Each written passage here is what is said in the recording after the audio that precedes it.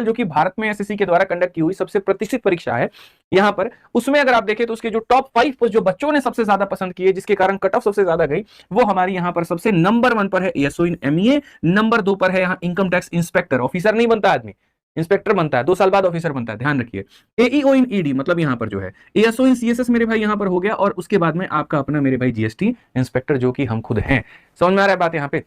अब इसमें थोड़ा सा हम आपको जानकारी और दे दे तो यहाँ पर देखो, आज हमने सोचा कि हम बच्चों को एक ही स्लाइड के अंदर में यहाँ पर जो है 10 से 15 मिनट थोड़ा यहाँ मोटिवेट करेंगे इनके सारे पोस्ट को लेकर के, तब उसके बाद सेशन की आगाज करेंगे। तो अगर इसमें आप देखोगे तो देखो, एमईए में लोगों की मंशा होती है सर कितना सैलरी मिलता है, तो एमईए की सैलरी 72,000 से 80,000 तक मिलती है, और जैसे जैसे आप नौकरी करते हो ये सैलरी बढ़ते जाती है। 84,000 रिसेंट में जो है उन लोगों की सैलरी है जो सीजल 2023 से ज्वाइन किए हुए हैं। फिर इनकम टैक्स वालों की सैलरी 72,000 से 85,000, ठीक है। ईडी वालों की सैलरी 78 से 90 के बीच में है। यहाँ पर सीएसएस वालों की सैलरी मेरे भाई इसी रेंज में है। जीएसटी वालों की भी सैलरी यहाँ पर इतने में, सारे के सारे 4600 ग्रेड पे के पोस्ट होते हैं, तो लगभग सैलरी जो होती है वो बराबर होती है। लेकिन ये वाले मेरे भाई खेल जाते हैं। कब खेल जाते हैं? जब इनकी पोस्टिंग विदेश में हो जाती है। उस समय जो इनकी सैलरी मिलती है वो विदेशी मुद्रा के हिसाब से मिलती है, और महीने का 2 से 3 लाख रुपया हो जाता है। मतलब मानो इनकी अगर पोस्टिंग रशिया में हो गई तो वहां पर पैसा इंडियन करेंसी में नहीं मिलेगा, रशियन करेंसी में मिलेगा, और वो जो पैसा होता है वो ज्यादा होता है। इसलिए अगर पोस्टिंग की बात करें तो जो बच्चा एएसओ इन एमईए मेरे भाई चूज करता है उसकी पोस्टिंग दिल्ली में भी होती है और फॉरेन ऑफिसेज में भी होती है। आपको 2 साल के बाद में ऑप्शन खुल जाता है, आप विदेश में जहां पर जाना चाहें